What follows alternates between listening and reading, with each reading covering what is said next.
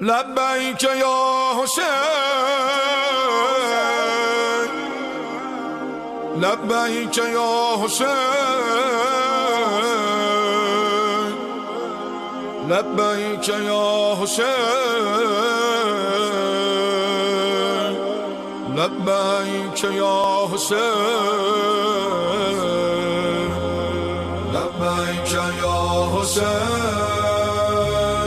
لبیک یا حسین۔ اعوذ باللہ من الشیطان الرجیم، بسم اللہ الرحمن الرحیم، الحمد للہ رب العالمین، والعاقبۃ للمؤمنین والنار للملحدین، والصلاة والسلام علی سیدنا و نبینا و حبیب الہنا و طبیب نفوسنا بالقاسم المصطفى محمد، اللہم صلی علی وعلی آلہ الاطیبین الاطہرین المنتجبین المطہرین المعصومین المظلومین الہداة المہدیین والہماة المستضعفین، لا سیما بقیت اللہ فی الارضین، وَلَعْنَةُ اللَّهِ عَلَىٰ أَعْدَائِهِمْ مِنَ الْآنِ إِلَىٰ يَوْمِ الدِّينِ۔ اما بعد فقد قال اللہ تبارک و تعالی، بسم اللہ الرحمن الرحیم، وَلَقَدْ ذَرَأْنَا لِجَهَنَّمَ كَثِيرًا مِنَ الْجِنِّ وَالْإِنسِ لَهُمْ قُلُوبٌ لَا يَفْقَهُونَ بِهَا وَلَهُمْ أَعْيُنٌ لَا يُبْصِرُونَ بِهَا وَلَهُمْ أَذَانٌ لَا يَسْمَعُونَ بِهَا اولئک کالانعام بل هم اضل واولئک هم الغافلون۔ ارباب عزائے سید الشہداء، آج ہم اس رات میں وارد ہو چکے ہیں جسے شب عاشور کہا جاتا ہے، اور یہ رات بڑی مصیبتوں کی رات ہے۔ یہ علامہ امینی رحمۃ اللہ علیہ جو صاحب الغدیر ہیں، وہ فرماتے ہیں کہ شب عاشور امام زمانہ ارواحنا لہ الفدا کی طرف سے صدقہ دیں، اس لیے کہ یہ رات سے کل شام تک امام کے قلب مبارک پر فشار ہوتا ہے۔ امام کے یہ قلب مبارک کا فشار امام کے مرثیہ خوانی کے ذریعے سے اندازہ لگایا جا سکتا ہے کہ امام نے جو زیارت ناحیہ مقدسہ میں کربلا کے ہر پہلو پر سلام، ابا عبداللہ الحسین کے ہر پہلو پر، ہر جز پر جو سلام بھیجا ہے، اس سلام کے ذریعے سے امام کے دل کا اندازہ لگایا جا سکتا ہے۔ یہ ہماری عزاداریاں، یہ ہمارے نوحے، یہ ہمارے مرثیے، یہ ہمارے فرش اعضاء، جس کا مہم ترین جز امام زمان ارواحنا لہ الفدا ہیں۔ امام حسین کی اس تحریک میں امام شامل ہیں۔ ہر دور میں اس تحریک میں اپنے دور کا امام زمان شامل رہا۔ امام حسین کے بعد امام زین العابدین، پھر آپ کے فرزند امام باقر، پھر آپ کے فرزند امام صادق، پھر امام موسیٰ بن جعفر، امام علی رضا، امام جواد، امام ہادی النقی، امام حسن عسکری، اور آج امام زمان ہے۔ اس سے آپ اندازہ لگائیں کہ یہ نہضت کتنی گہری نہضت ہے۔ یہ ولایت کی حفاظت کی نہضت ہے، یہ تحریک ہے، یہ موومنٹ ہے۔ یہ کربلا صرف اینیورسری مارکنگ کا نام نہیں ہے، کربلا زندہ جاوید ہے۔ کربلا لوگوں کو زندہ کرتی ہے، دلوں کو زندہ کرتی ہے، مردہ دلوں کو زندہ کرتی ہے۔ کربلا غیرتوں کو لوگوں کے اندر بے عنوان میراث دیتی ہے۔ اس عظیم ولایت کو اٹھانے والے چاہیے۔ امام حسین کی شخصیت زوم کرنے کی ضرورت نہیں ہے، خود امام حسین کی شخصیت جو ہے وہ دنیا کے سامنے اگر پیش کر دیا جائے، آج دنیا کا ماحول دوسرا ہو جائے گا۔ امام کے قیام کے اگر اہداف میں دیکھا جائے، امام کا قیام کاملاً واضح ہے کہ اس عالم سے، لوگوں کے اندر سے جہالت کو دور کرنا، مطلقاً پاک کرنا ہے اور نور الہی کو ان کے دلوں میں سمو دینا ہے۔ امام کے قیام کا ہدف یہ ہے۔ تو ظاہر بات ہے امام اس اہداف کو اس وقت تک دنیا تک نہیں پہنچا سکتا جب تک اس کے پاس لوگ نہ ہو، امت نہ ہو۔ امام کو امت چاہیے۔ امت ضروری نہیں کہ سارے دنیا کے لوگ جڑ جائیں اس میں، کم لوگ کافی ہیں اصلاح کے لیے، جیسا کربلا تھا۔ کربلا میں کم لوگ تھے لیکن اصلاحی نظام کافی قوی تھا۔ آج تک کربلا کے اندر کوئی عیب نہیں دیکھا گیا۔ ایسا نظام چاہیے امام کو، کیونکہ جو نظام امام علیہ السلام پیش کرنا چاہتے ہیں وہ نظام کربلا کا ایک عظیم نظام ہے۔ جو کربلا کی جنگ حق و باطل کی جنگ ہے، نور و ظلمات کی جنگ ہے، عقل و جہل کی جنگ ہے۔ یعنی اس جنگ سے اندازہ لگا سکتے ہیں اگر دنیا میں عدالت قائم کرنا ہے تو یہ جنگ کو سٹڈی کرنا ہوگا۔ اگر دنیا کے اندر ایثار و محبت قائم کرنا ہے، کربلا کے اس عظیم کیریکٹرز کی طرف دیکھنا ہوگا۔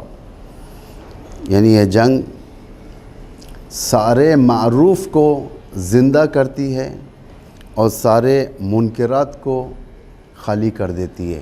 یہ وہ جنگ ہے جس میں امام سربراہی کرے گا۔ آج کے اس دور میں معروف کو زندہ کرنا ہے اور منکرات کو ختم کرنا ہے، کیونکہ اس دور کی اس جنگ کا عظیم حصہ و رہبری امام زمان ارواحنا لہ الفدا کے ہاتھ میں۔ اب ہم خود اندازہ لگائیں کہ امام کیسے لوگوں کو لے کر یہ حکومت کی طرف آگے بڑھیں گے۔ آخر ایک کرائٹیریا چاہیے ہمیں، آخر معلوم ہونا چاہیے کہ امام کیسے مزاج کو اپنے ساتھ رکھتے ہیں، کس قسم کے لوگوں کو اپنے ساتھ رکھتے ہیں، کیونکہ یہ ہدف والا سیر الی اللہ کا جو ہدف ہے یہ معمولی لوگوں سے نہیں ہو سکتا۔ حدیث میں وارد ہے ہماری ولایت اتنی سخت ہوگی کہ سوائے 3 گروہ کے کوئی اس کو نہیں اٹھا سکتا۔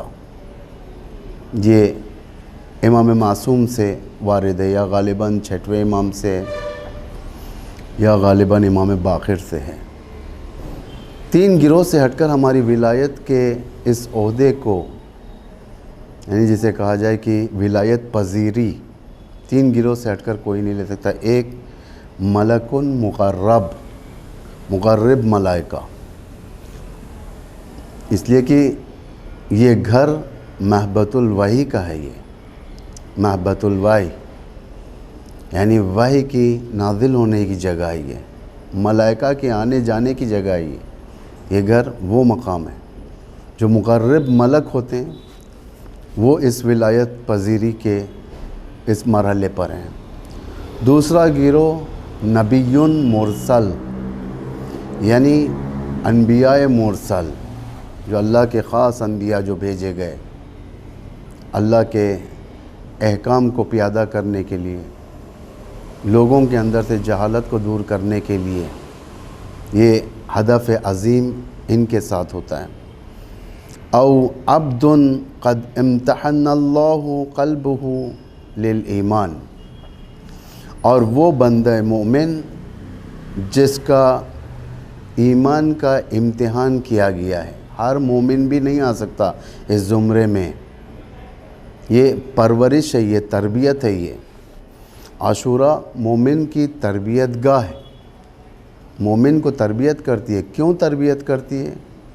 تاکہ جب بھی امام معصوم کے ساتھ اس طریقے کا کوئی حادثہ پیش آ جائے، واقعہ پیش آ جائے، مومنین اپنا سینے کو سپر کر کر امام کے سامنے ٹھہریں،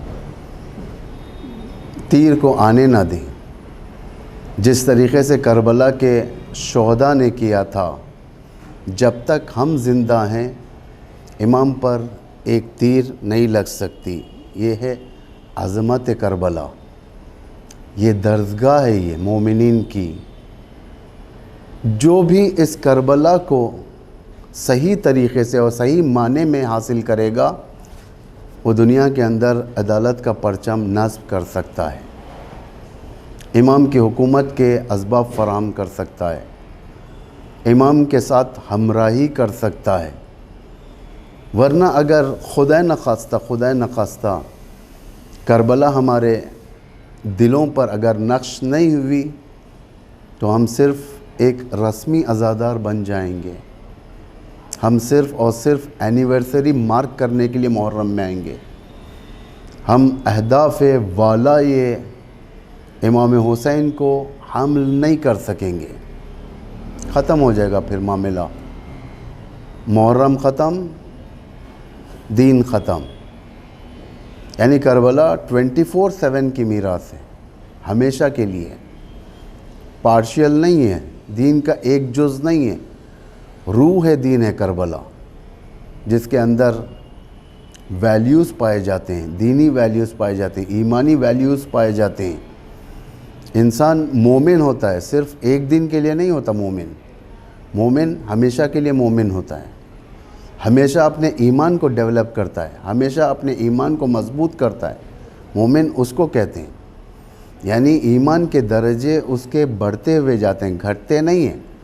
مومن یہ ہوتا ہے، یعنی ہر سختی کا مزہ اس مومن کے لیے اللہ کی راہ میں خوش مزہ ہوتا ہے، لذت بخش ہوتا ہے، مومن اسے کہتے ہیں۔ مومن یہ نہیں ہے کہ جب خوشی ملے تو اپنے سے باہر ہو جائے، اور جب غم کے پہاڑ ٹوٹے تو اللہ یاد آ جائے، جیسا کہ امام علی ارشاد فرماتے ہیں وَإِن سَقِمَ ظَلَّ نَادِمًا وَإِن سَیْحَ آمِنَ اللَّهِ مومن اسے نہیں کہتے جب سقیمہ یعنی کوئی بیماری لپیٹ لے، اسے بیماری حملہ کر جائے تو ندامت میں آ جائے، ذلیل ہو جائے خدا کی بارگاہ میں، کہنے لگے خدایا مجھے معاف کر، غلطی ہو گئی، واپس تیرے راستے پر آتا ہوں۔ وَإِن سَیْحَ آمِنَ اللَّهِ اور جب اسے صحت دے دی جاتی ہے تو یہ دوبارہ اپنے سے باہر ہو جاتے ہیں، صحت آ گئی ہے، اب خدا فراموش، کیونکہ انسان سمجھتا ہے کہ اب میں موت سے دور ہو چکا ہوں، اب مجھ سے موت دور ہو چکی ہے، میں شفایاب ہو چکا ہوں، یعنی اب جیسا چاہے اپنی زندگی کو جس طرف چاہے موڑیں۔ قرآن بھی اس طرف اشارہ کر رہا ہے، جب ان کی کشتی پھنس جاتی تھی دعوا اللہ مخلصین لہ الدین، اللہ کو کس طریقے سے پکارتے تھے؟ مخلص، اخلاص کے ساتھ پکارتے تھے اللہ کو۔ کشتی جب پھنس گئی وسط دریا میں، تلاطم طوفان دریا میں، اور کشتی پھنس گئی، اللہ یاد آنے لگتا ہے، کوئی عیب نہیں ہے، اللہ یاد آنا چاہیے، لیکن صرف اس وقت کے حد تک نہیں۔ اور جب یہی کشتی ساحل پر آ جائے اور کوئی خطرہ ٹل جائے تو یہ خدا کو فراموش کر دیتے ہیں، خدا کو بھلا دیتے ہیں دوبارہ، یہ اپنے لو و لباب کے راستے پر چل بیٹھتے ہیں۔ اسے کہتے ہیں جہالت، اسے کہتے ہیں یعنی یوں کہا جائے کہ ایک جاہلیت کا شکار ہونا، خدا کا ایک وقت، دنیا کا ایک وقت، ایسا نہیں ہے، ہمیشہ خدا ہو، ہمیشہ اہل البیت کے چشمے دل کے اندر جاری رہیں، خشک نہیں ہونا چاہیے۔ چشمہ اگر خشک ہو جائے، پانی کا چشمہ خشک ہو سکتا ہے، تالاب خشک ہو سکتا ہے، ندی خشک ہو سکتی ہے، لیکن یہ چشمہ ولایت خشک ہونے والا نہیں ہے، ہمیشہ سدا آباد رہنے والا، جس سے خود بھی سیراب ہوتا ہے انسان اور دوسروں کو بھی سیراب کرتا ہے۔ ولایت یہی ہے۔ آج دنیا کے کونے کونے میں ولایت پہنچ رہی ہے، کربلا پہنچ رہا ہے، تو یہ کیسے پہنچا؟ کیا ایجاد الہی سے پہنچا؟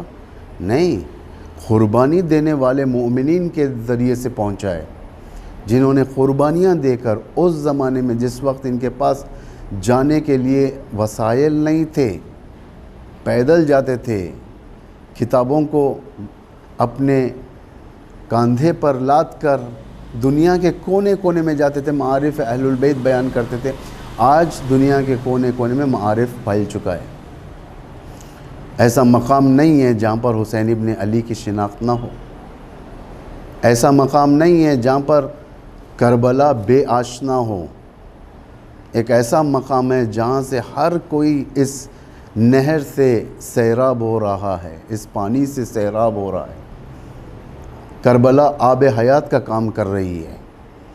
کربلا آب حیات اس معنی میں کہ لوگوں کے ضمیروں کو زندہ کر رہی ہے، اور یہ ضمیر ایسے زندہ ہوتے ہیں کہ شہادت طلب کرتے ہیں لیکن ذلت کو طلب نہیں کرتے، جیسا کہ امام حسین فرماتے ہیں ہیہات من الذلہ، ذلت ہم سے کوسوں دور ہے۔ امام کے بیانات کے ذریعے سے آج دنیا پہچان چکی ہے کہ اسلام کیا چیز ہے۔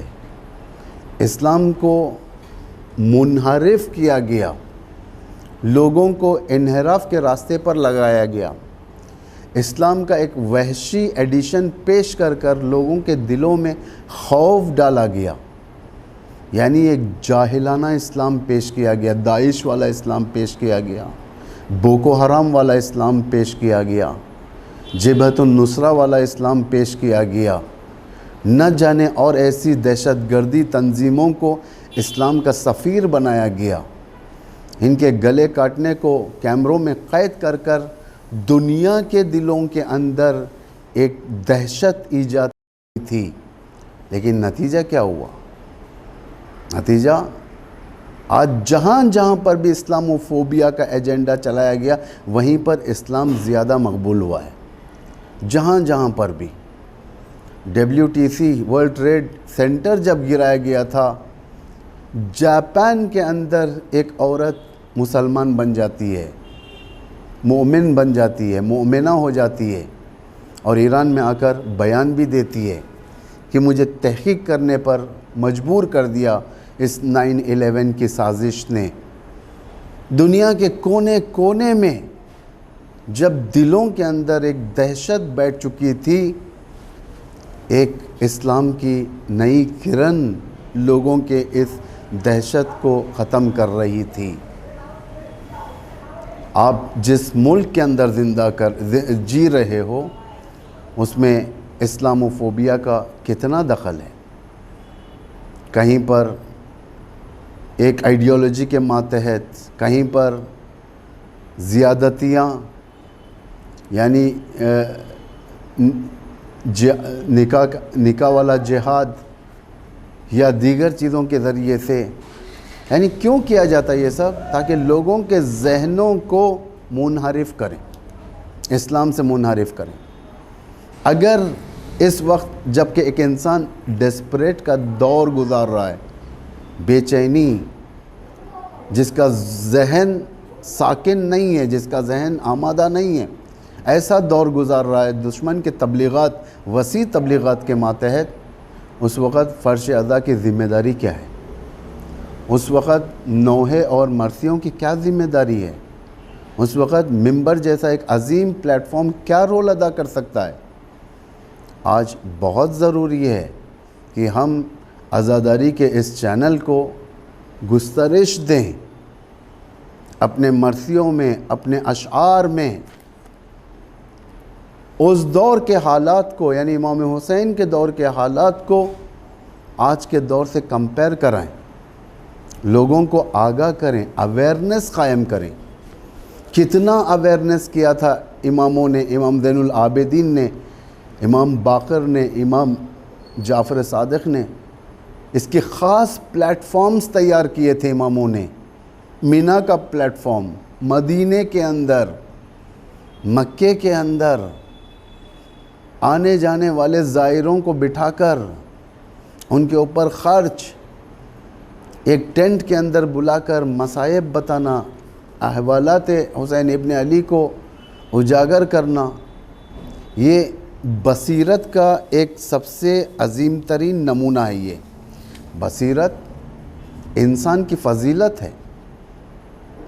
جاہلیت کے دور سے مقابلہ کرنے کے لیے آپ کے پاس دو چیزوں کی، دو ہتھیار رہنا بہت ضروری ہے۔ دو ہتھیار آپ کو پروٹیکٹ کر سکتے ہیں جاہلیت سے۔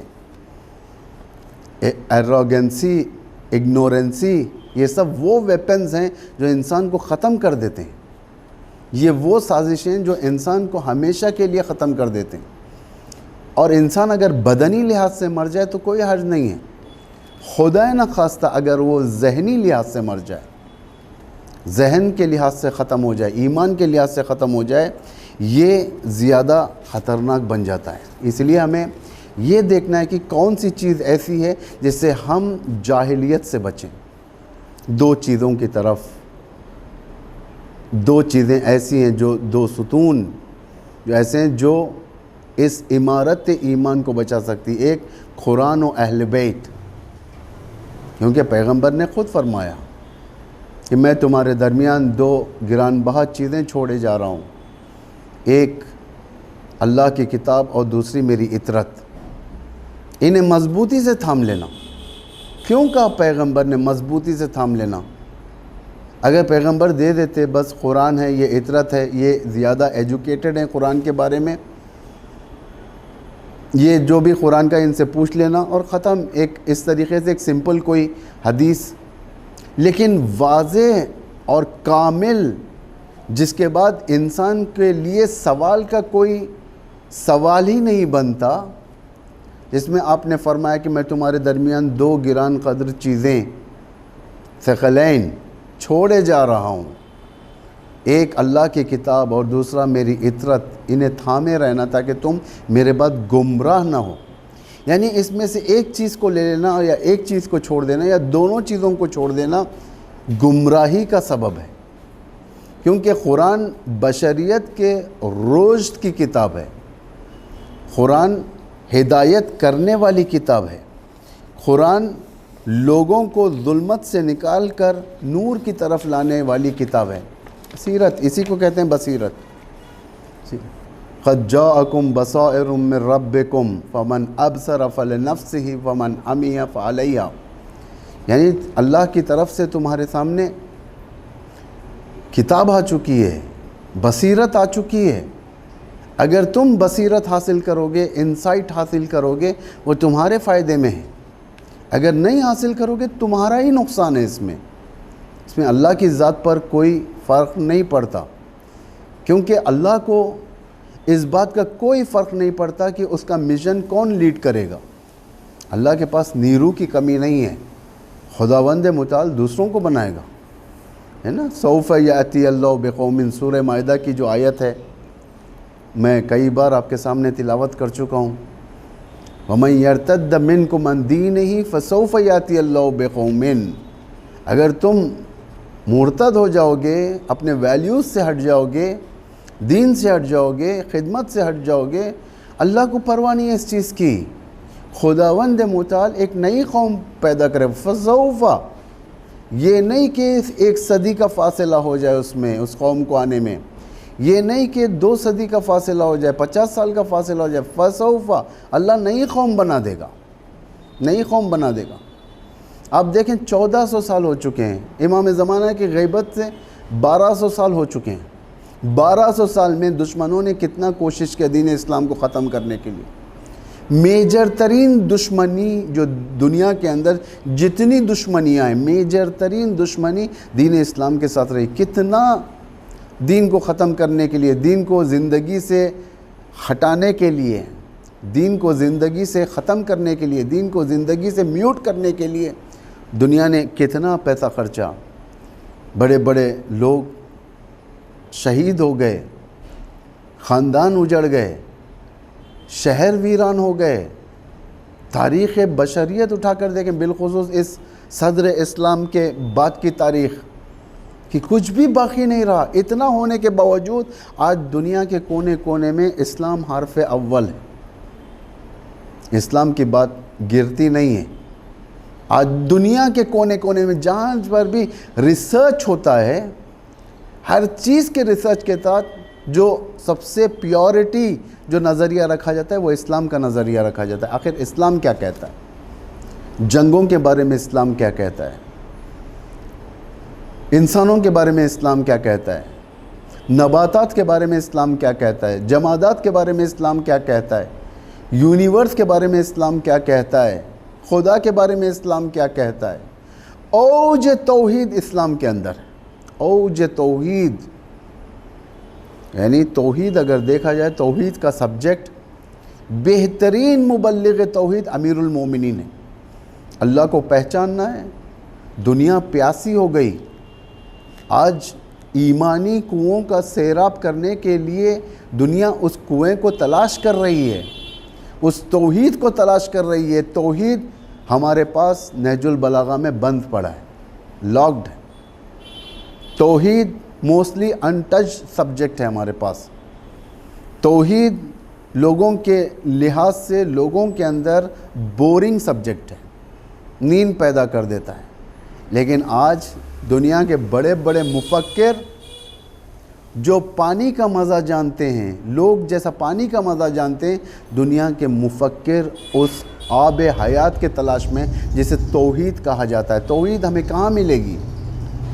توحید کربلا کے میدان میں ملے گی، توحید سلونی کے منبر پر ملے گی، توحید ولایت امیر المؤمنین میں ملے گی، توحید کلمت اللہ، کلمت لا الہ الا اللہ حسنی میں ملے گی، توحید امام کے گھروں کی میراث بنے گی، بشرطے کہ ہم اس جگہ سے جا کر حاصل کریں۔ قرآن حسبنا کتاب اللہ کافی نہیں ہے، اس قرآن کو حاصل کرنے کے لیے، اس دائرۃ المعارف تک پہنچنے کے لیے، توحید تک پہنچنے کے لیے پیغمبر نے فرمایا کہ اطرتی، میری اطرت۔ آج ممبر سٹوریز کا مقام نہیں ہے، ممبر لوگوں کو واہ یا اوج مصائب پڑھ کر رلانے کا صرف ایک مقام نہیں ہے اس کا بھی فضائل اہل البیت بیان کرنے کا مقام ہے، لیکن فضائل اوج رکھتے ہیں، فضائل کافی بڑی ہوتی ہیں۔ امام علی کی فضیلت کوئی معمولی فضیلت نہیں ہے، اسی لیے امام نے فرمایا کہ یہ عہدے، یہ ولایت ہر کوئی نہیں اٹھا سکتا سوائے ان مومنین کے جو آزمودہ شدے ہیں، امتحان دے چکے ہیں۔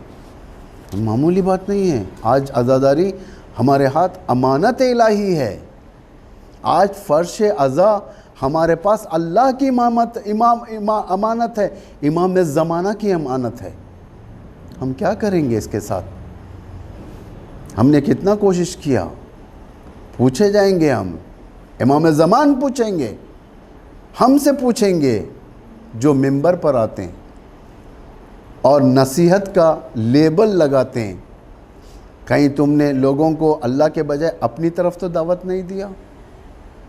کہیں تم نے لوگوں کی اصلاح کے جگہ اپنی معاشی اصلاح تو نہیں کیا منبر سے؟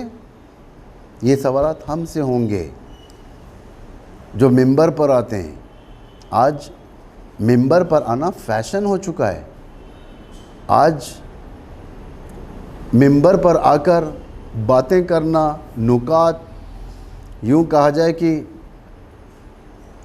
لوگوں کو اٹھانے والی باتیں کرنا ایک فیشن بن چکا ہے۔ آج اصلاحی منبر کم ہو چکے ہیں، زمانہ جس چیز کا تشنا ہے اس کو کم کیا جا رہا ہے، زمانہ جس چیز کا تشنا نہیں ہے اسے دیا جا رہا ہے۔ آج حالات جو بگڑتے ہیں دنیا کے اندر، کس بنا پر بگڑتے ہیں؟ اس لیے کہ ہماری جہالت کی بنا پر۔ اگر ہم اس منبروں کے ذریعے سے لوگوں کو علم دینے کا کام کرتے، آج دنیا کے اندر نقشہ کچھ اور ہوتا. کتنا نہیں پیسہ خرچ ہوتا ہے صرف ایک منطقے میں، ایک مڈل ایسٹ کے اندر حالات بدلنے کے لیے، تاکہ صرف اور صرف اسلامی حاکمیت نہ آ جائے. خود ان کے پریزیڈنٹ کے مطابق، امریکن پریزیڈنٹ کے مطابق 7 ٹریلین ڈالر انہوں نے ویسٹ کر دیا وہاں پر. 7 ٹریلین ڈالر مین پاور، دنیا کے کونے کونے سے لوگوں کو خریدا، ان کے اندر اسلامی حال بنایا. داڑھی چھوڑو، کپڑے ایسے پہنو کہ جو فرہنگ نہ ہو دنیا کا، ہاتھوں میں خنجر، کلاشنکوف، بم، بچوں کو گولیوں سے مار کر اڑانا سامنے، چھوٹے بچوں کو. ایک فرہنگ ظاہر کیا انہوں نے، اور دنیا کو بتایا کہ یہ اسلامک کلچر ہے. یہ کلچر ہے. آخر یہ باطل جو اسلامی کلچر یہ لوگ پیش کر رہے تھے، کن لوگوں نے اس کو باطل قرار دیا، کن لوگوں نے اس کو خنثی کیا، کن لوگوں نے اس کلچر کو ویران کیا، باطل کلچر کو؟ وہی کم لوگ جسے امام فرماتے ہیں کہ لو او عبد قد امتحن اللہ قلبہ للایمان، وہی لوگ جنہیں پرکھا گیا، امتحان کیا گیا، جن کے دل ایمان سے مضبوط تھے، انہوں نے ان کے منصوبوں کو نقش برآب کر دیا. حزب اللہ، حشد شعبی، القدس فورس، زینبیون، فاطمیون، انہوں نے انسانی ویلیوز کو زندہ کیا. ان کی اور دشمن کا خرچ اگر دیکھا جائے، ان کا اور دشمن کا خرچ، شہید قاسم سلیمانی خود فرماتے ہیں اس بات کو. دشمن نے اسلام کے بلاد کے اندر، اسلامک کنٹریز کے اندر ناامنی قائم کرنے کے لیے 7 ٹریلین ڈالرز خرچ کیا. 7 ٹریلین ڈالرز دنیا کا بہت بڑا بجٹ، آرمی بجٹ جو ایک منطقے پر خرچ ہوا ہے. شہید قاسم سلیمانی فرماتے ہیں ہم نے اس 7 ٹریلین ڈالرز کو صرف 60 ملین ڈالر سے شکست دے دیا. 60 ملین ڈالرز کا 7 ٹریلین ڈالرز کا. اس لیے کہ یہاں پر ایمان تھا، جذبہ تھا، جذبہ قربانی تھی، شہادت کے جذبے تھے. کربلا زندہ ہوا یہاں پر. نہضت مردمی جسے کہا جاتا ہے عراق کے اندر، کس کے حکم کے بنا پر زندہ ہوئی؟ آیت اللہ سیستانی کے حکم کے بنا پر. آیت اللہ سیستانی جب آ کر کہتے ہیں لوگ اٹھیں، داعش کے خلاف ہتھیار اٹھائیں، شیعہ، سنی، مسلمان، غیر مسلمان، سب لبیک کہہ کر اٹھ گئے. یہ ارزش کربلا ہی ہے. کربلا ایک خاص ملیت کا مقام نہیں ہے. کربلا وہ مقام ہے جہاں پر ہر کوئی پہنچتا ہے، ہر کوئی اس مقام کی طرف آگے بڑھتا ہے اور خدمت کے لیے آمادہ ہو جاتا ہے. اسے کہتے ہیں کربلا. کربلا یہ میراث ہے. کس کو ملی یہ میراث؟ ہم لوگوں کو ملی، تاکہ ہم اس کے ذریعے سے یہ ایک اور امام جو ہمارے زمانہ کا امام ہے، وہ جو آنا چاہتا ہے اس کا راستہ بلاک نہ کریں. کربلا کے ذریعے سے بلاک نہ کریں. کیونکہ امام حسین کی زندگانی جو مظلوم زندگانی ہے، وہی امام زمانہ کی بھی ہے. امام حسین کو لوگوں نے دعوت دیا، الاجل الاجل کہا. یعنی الاجل کیا ہے؟ تشریف لائیے، تشریف لائیے. کیسے کیسے خطوط لکھے تھے جس کا کانٹینٹ سب کے سامنے ہے. آپ یہ فرزند رسول، آپ تشریف لائیں، باغ آمادہ ہو چکا، پھل آمادہ ہو چکے ہیں، اب صرف توڑنے کی نوبت ہے. آپ آئیں اور یہاں کی حکومت سنبھالیں، یہاں کے لوگوں کی یعنی یوں کہا جائے کہ زندگانی آپ کے ہاتھ گروی ہے. نہ جانے کیا کیا ایسی باتیں جو اگر آج دیکھیں انسان چپلوسانہ باتیں تھیں. لیکن جب امام آئے تو یہ لوگ یزید کے لشکر میں اکٹھا تھے. یہ لوگ یہ خط ہے, کانٹینٹ ہے امام کا, امام کو جو خطوط لکھے تھے اس کا کانٹینٹ آج بھی باقی ہے. کہیں ایسا نہ ہو کہ ہمارے ساتھ بھی ایسے ہی ہو جائے کہ ہم اپنے امام زمانہ کے امام کو بلائیں, اے فرزند زہرا, اے گل نرگس, اے رسالت کی آخری کڑی, اے عدالت قائم کرنے والے امام, اے وہ امام جس کے دست مبارک سے عدل و انصاف قائم ہونی ہے, آپ جلد از جلد تشریف لائیں. اور امام تشریف لائیں. کہیں ایسا نہ ہو کہ ہم بھول جائیں. قرآن اس چیز کی طرف اشارہ کر رہا ہے. کیا کہہ رہا ہے قرآن؟ یعرفونہ کما یعرفون ابناءہم.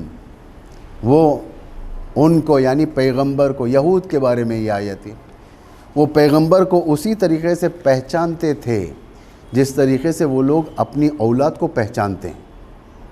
یعنی کیسے معرفت ہوتی ہے اولاد کی, ویسے پیغمبر کو پہچانتے تھے. کہیں ایسا نہ ہو کہ منتظر منکر ہو جائے, کہیں ایسا نہ ہو کہ انتظار کرنے والا منکر ظہور ہو جائے. اس ویلیوز کو زندہ کرنے کے لیے کربلا دل میں سجانا بہت ضروری ہے, ورنہ تو کربلا دیواروں پہ سجتی ہے, کربلا پرچموں پر سجتے ہیں, کربلا ہر محلے میں دکھائی دیتا ہے. لیکن کربلا اگر یہ دل میں بھی اتر جائے, سونے یعنی یہ تو اور زیادہ خوبصورت بات ہو گئی, اور زیادہ خوبصورت بات ہو گئی, بشرطی کہ کربلا اترے دل کے اندر. جب کربلا اتر جاتی ہے دل کے اندر, عبداللہ بن وہب کلبی یہ کرسچین تھے, یہ شادی کر کر نئی زوجہ کو لے کر جا رہے تھے. ان کے دل میں کربلا اتر گئی تھی, یہ میدان کربلا میں آ گئے. جو 3 سر جو ابا عبداللہ کے خیمے کے سامنے دشمنوں نے پھینکا تھا, اس میں سے ایک سر ان کا تھا. ان کی ماں نے اس سر کو اٹھا کر دوبارہ ظالموں کے پاس پھینک دیا. اپنے بیٹے کا سر اٹھا کر پھینک دیا, کہا کہ جو راہ خدا میں ہم دے دیتے ہیں اسے واپس نہیں لیتے. یہ کربلا سجنا ہے. کربلا سجنے کے لیے کربلا والوں کی معرفت ضروری ہے. معرفت کے لیے بصیرت چاہیے. جب تک بصیرت نہ ہو ہم عمل نہیں کر سکتے. بصیرت سب سے بڑا سیلیوشن ہے ہمارا. بصیرت یعنی انسائٹ.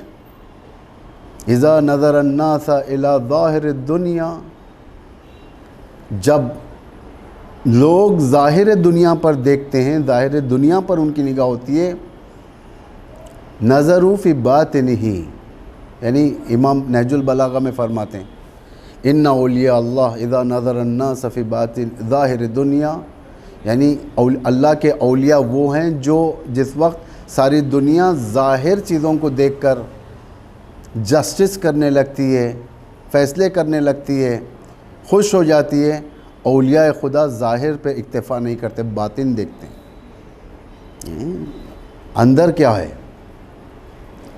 ظاہری نگاہیں آفتاب کی روشنی سے یا کوئی اور روشنی کے ذریعے سے راستے میں آنے والے ہرڈلز کو اپنے سے بچا سکتے ہیں, ٹھوکر لگنے سے بچا سکتے ہیں. یہ ظاہری نگاہیں ہیں, یعنی آنے والے ہرڈلز جو ہوتے ہیں مشکلات برطرف کر سکتے ہیں, رکاوٹیں برطرف کر سکتے ہیں. لیکن بصیرتی نگاہیں آنے والے وہ مشکلات جو راہ ایمان کے راستے میں آتے ہیں اور آئندہ کے جو دشمن کے پروگرامنگز ہوتے ہیں اس کے اوپر کافی وسیع نگاہ ہوتی ہے. آپ غور کیے ہوں گے, جب بھی کوئی حادثہ دنیا میں رخ دیتا ہے یعنی وجود میں آتا ہے, تو اس حادثے سے ریلیٹڈ رہبر معظم کی تقریریں کلپس کی شکل میں لوگوں کے ہاتھ میں آنا شروع ہو جاتی ہیں. کلپس کی شکل میں ایسا لگتا ہے کہ رہبر نے 2 سال پہلے ان حالات کی طرف اشارہ فرمایا, ایسا لگتا ہے کہ 6 مہینے پہلے رہبر نے ان حالات کی طرف اشارہ فرمایا. آخر کیسے ہوا, یہ کیسے معلوم ہوا کہ 2 سال بعد یہ حالات پیش آنے والے ہیں؟ اس لیے کہ اسے کہتے ہیں بصیرت. ان کی نگاہیں اندر ہوتی ہیں. جب ساری دنیا یہ سمجھ رہی تھی کہ ایک وفد سینکشنز ہٹانے کے لیے جب ملنے لگا اور خواب و غفلت کے عالم میں تھا کہ ہمارے اوپر سے سینکشنز ہٹیں گے، اس وقت یہ سید، یہ فرزند زہرا کہتا ہے کہ یہ تمہارے خواب و غفلت کی باتیں ہیں یہ، اور امریکہ نے کبھی بھی وفاداری نہیں کی۔ اور خود آغا نے فرمایا اس بات کو، میں توہم کی بنا پر یہ نہیں کہہ رہا ہوں، تجربے کی بنا پر کہہ رہا ہوں۔ یعنی ہر چیز پچھلا دور اپنی نگاہوں کے سامنے ہو، صاحب بصیرت پچھلا دور تاریخ کو اپنی نگاہوں کے سامنے رکھتا ہے، آگے ہونے والے حالات اس کو بررسی کرتا ہے اور آج کے احکام کے اوپر حکم دیتا ہے۔ یہی قرآن کا نظریہ ہے۔ یعنی امام علی فرماتے ہیں وَفِي الْقُرْآنِ نَبَأٌ مَا قَبْلَكُمْ وَخَبَرٌ مَا بَعْدَكُمْ وَحُكْمٌ مَا بَيْنَكُمْ۔ قرآن کا نظریہ ہے یہ۔ امام علی فرماتے ہیں کہ قرآن کے اندر تم سے پہلے کے واقعات بھی ہیں، درس آموز واقعات جس سے انسان سبق لے سکتا ہے، تمہارے بعد والے حالات بھی واقع ہیں قرآن کے اندر، بشرطی کہ اسے دیکھنے کے لیے بصیرت چاہیے۔ دشمن کی سازشیں، ہر چیز، وَحُكْمٌ مَا بَيْنَكُمْ، تمہارے درمیان کے حالات، جو حالات آج تم جس دور سے گزر رہے ہو، ہم جس دور سے گزر رہے ہیں، وہ سارے کے سارے حالات قرآن میں ہیں، بشرطی کہ بتانے والا کون ہے؟ دنیا کی اکثریت ان معارف تک نہیں پہنچ سکتی، تو بتانے والا چاہیے، ان عبرتوں کو زندہ کرنے والا چاہیے، وہ عطرت ہے، خاندان عطرت۔ امام علی کے ان بیانات کو دیکھیں، میں نے پچھلے امتوں کے ہسٹریز کو اتنا دقیق میں نے مطالعہ کیا ہے، گویا میں بھی ان میں سے ایک فرد ہوں۔ یعنی مطالعہ، دقیق مطالعہ، صرف سٹوری ٹیلنگ نہیں ہے قرآن کے واقعات، فرعون ویسز موسیٰ، نمرود ویسز ابراہیم، حابل ویسز قابل، شیطان ویسز آدم، محمد ویسز ابو سفیان، صرف یہ سٹوریز نہیں ہیں، ان سٹوریز کے اندر بھی عبرتیں پائی جاتی ہیں۔ قرآن سورہ یوسف میں 110ویں آیت میں ارشاد فرما رہا ہے فَقْصُصِ الْقَصَصَ، کہ انہیں قرآن کے قصے بتاؤ، کیوں؟ تاکہ وہ سوچنے پر آمادہ ہو جائیں، تدبر کرنے پر آمادہ ہو جائیں، فکر کرنے پر آمادہ ہو جائیں۔ قرآن فکر کا مقام ہے۔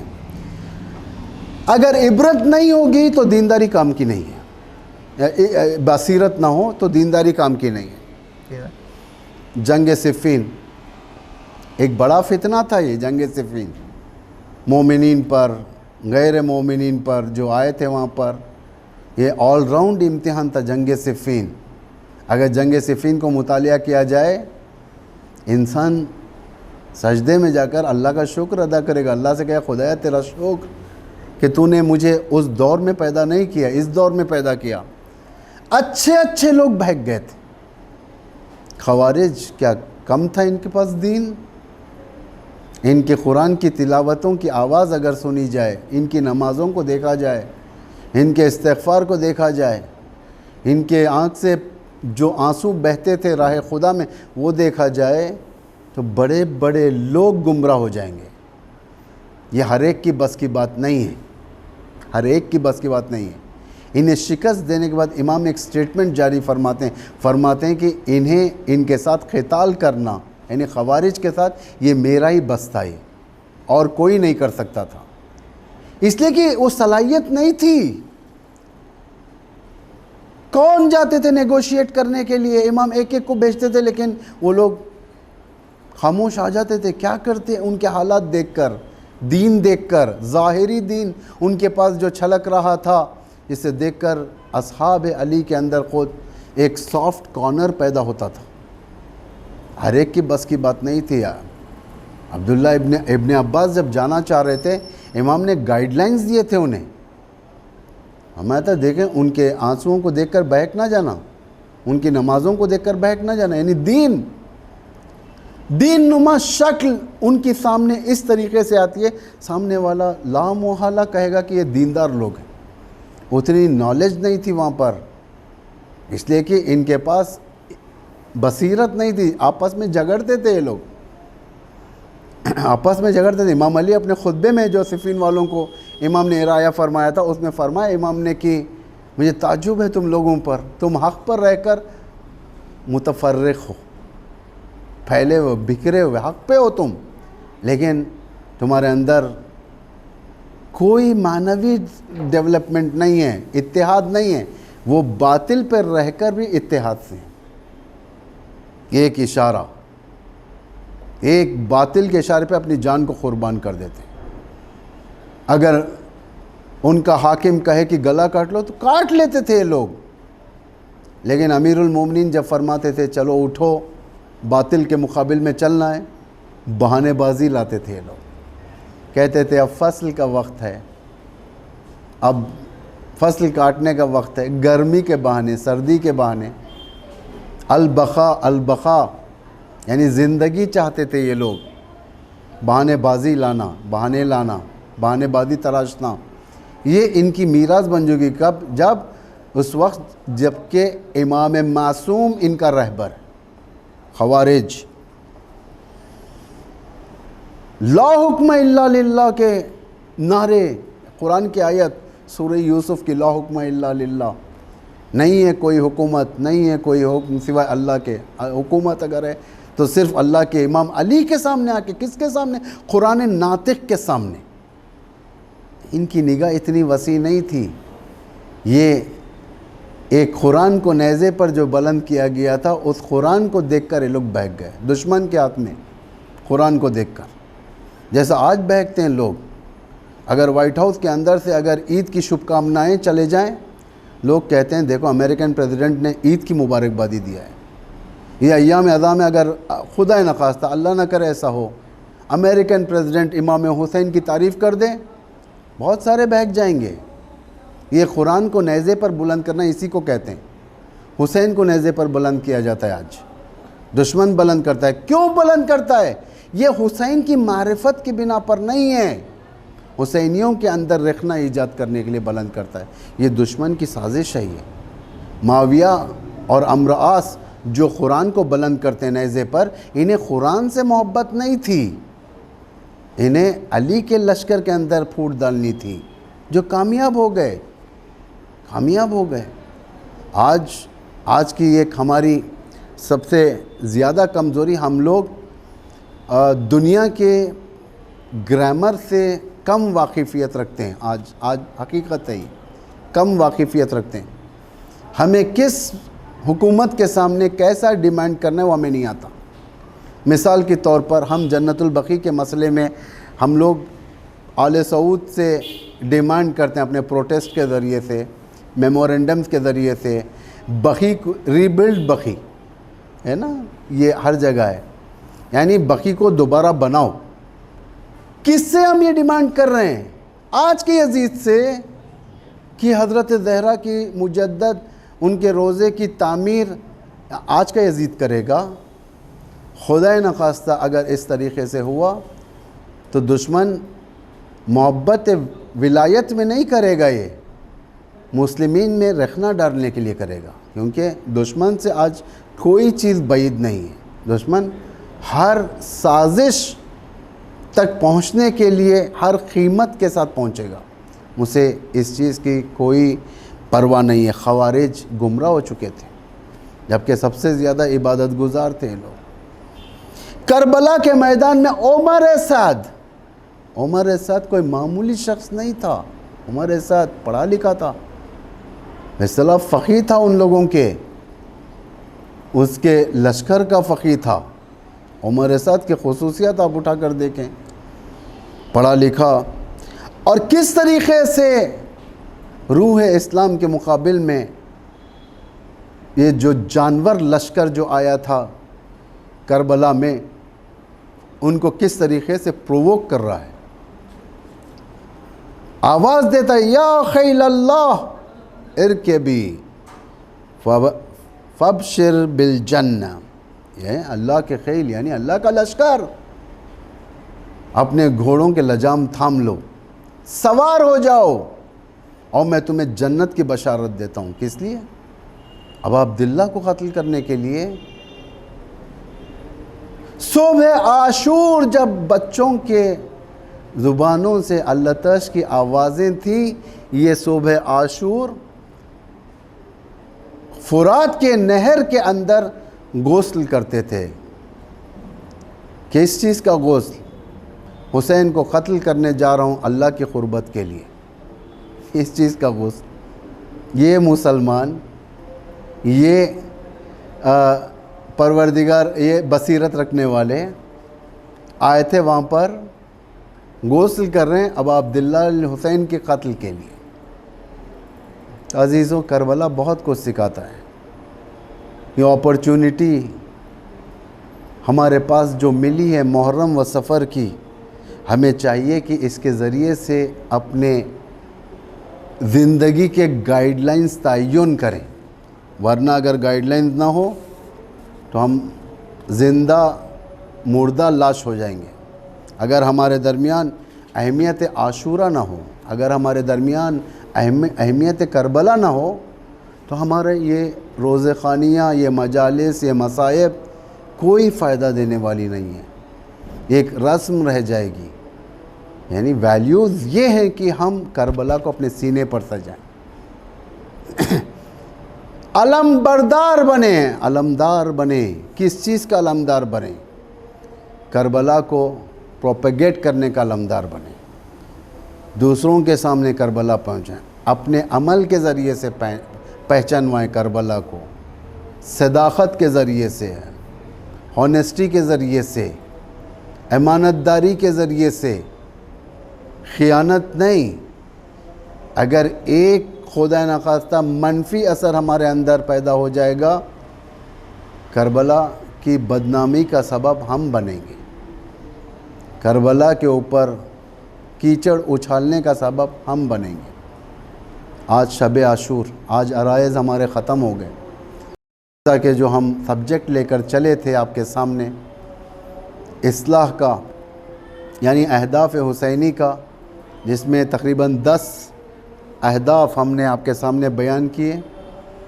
اصلاح اور صرف جاہلیت سے مبارزہ، یہ دو، وہ بھی ناقص طور پر ہم آپ کے سامنے پیش کیے ہیں، کیونکہ ہمارے پاس ٹاپکس کی کمی نہیں ہے اسلام میں، ٹاپکس بہت ہیں، قدم قدم پر ہیں۔ یعنی آج اتمام حجت ہو چکی بشریت کے ساتھ۔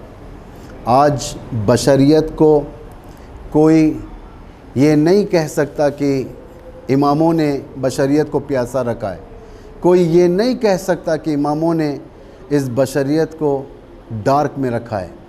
آج علم روشن ہو چکا ہے، آج حجتیں تمام ہو چکی ہیں، آج ہر چیز ختم ہو چکا ہے۔ آج بس آج صرف اور صرف تجزیے کا وقت ہے کہ ہم نے کتنا کام کیا کربلا کے لیے، ہم نے کتنا کربلا کو پروپیگیٹ کیا، ہم نے کتنا لوگوں کے دلوں میں اتارا ہے۔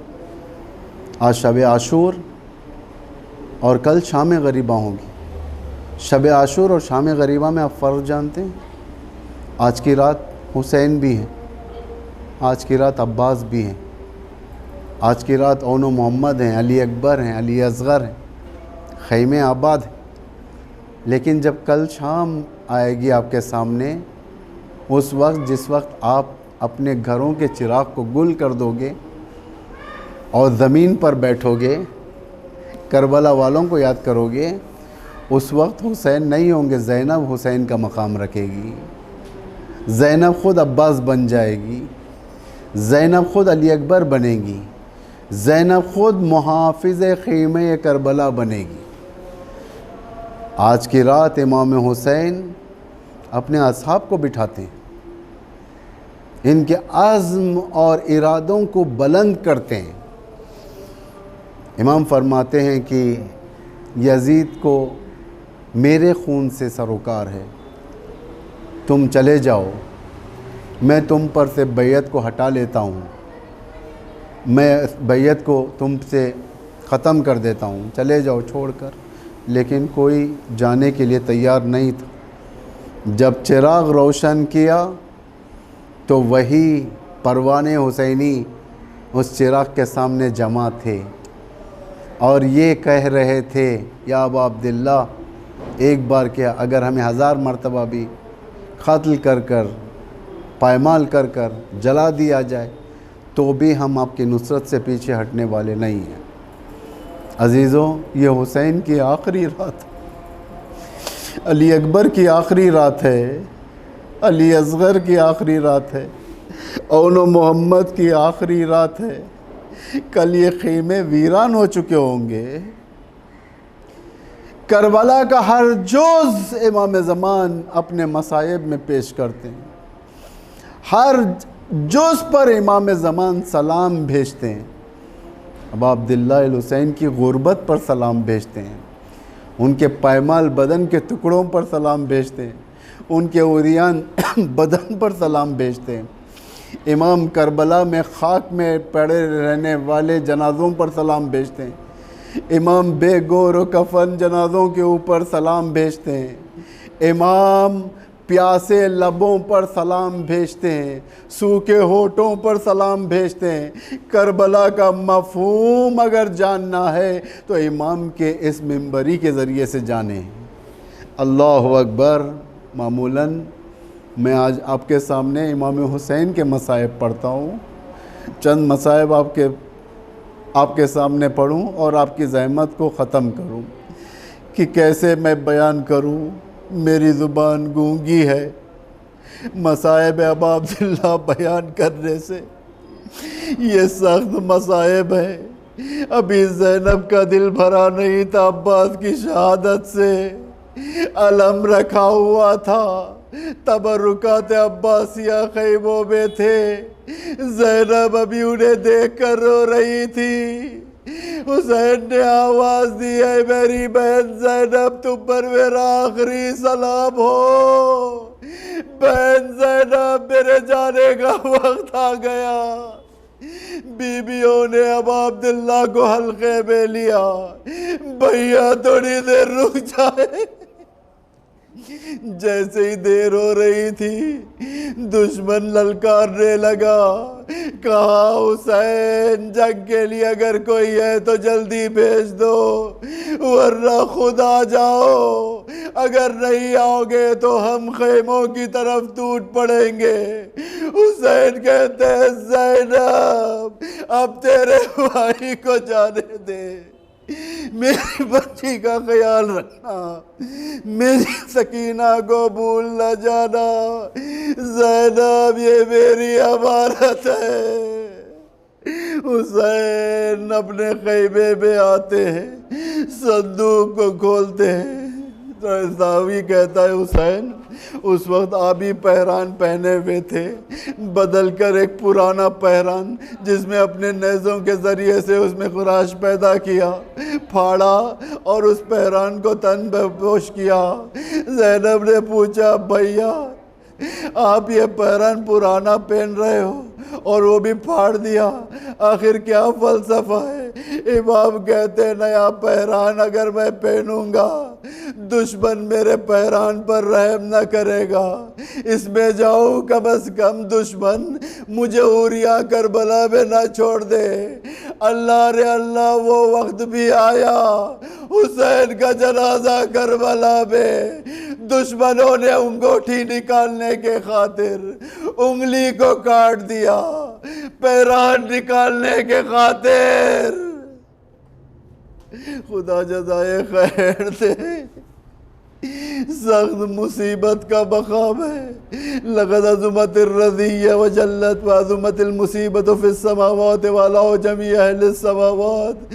یہ مصیبت صرف زمین والوں کے لیے نہیں ہے، یہ مصیبت آسمانی ملائکہ کے لیے بھی ہے۔ آئے تاریخ بشریت کا ایک سب سے برا دن، ایک ایسا وقت شمر خنجر لے کر حجت خدا کے سینے پر سوار ہے، پشت گردن سے ذبح کر رہا ہے، خون کا فوارہ اڑنے لگا، زمین میں زلزلہ پیدا ہوا، آسمان میں آندھیاں شروع ہو گئی، آواز گونجنے لگی، الا قتل الحسین بکربلا، الا ذبح الحسین بکربلا۔ اللہ لعنت اللہ علی القوم الظالمین سیعلم الذین ظلموا ای منقلب ینقلبون۔ خداوندہ اسلام و مسلمین کی حمایت و نصرت فرما، جہاں جہاں پر بھی مومنین ہیں ان کی جان مال عزت آبرو کی حفاظت فرما، پرچم اسلام کو روز بروز سربلند فرما، پرچم کفر کو روز بروز سرنگون فرما۔ خداوندہ دشمنان اسلام بالخصوص آل سعود، آل نہیان، آل خلیفہ جتنے عالم پروردگار انہیں نابود فرما، مکے اور مدینے کو آل سعود کے نجس پنجوں سے آزاد فرما، علماء اعلام مراجع تقلید بالخصوص ولی امر مسلمین کو طول عمر عطا فرما، امام زمان ارواحنا لہ الفدا کے ظہور میں تعجیل فرما، ہماری عزاداریوں کو، امام زمانہ کو ہمارے اعمال، ہماری عبادتیں اور ہماری عزاداریوں سے راضی و خوشنود فرما۔ ربنا تقبل منا انک انت السمیع العلیم۔ ماتم حسین۔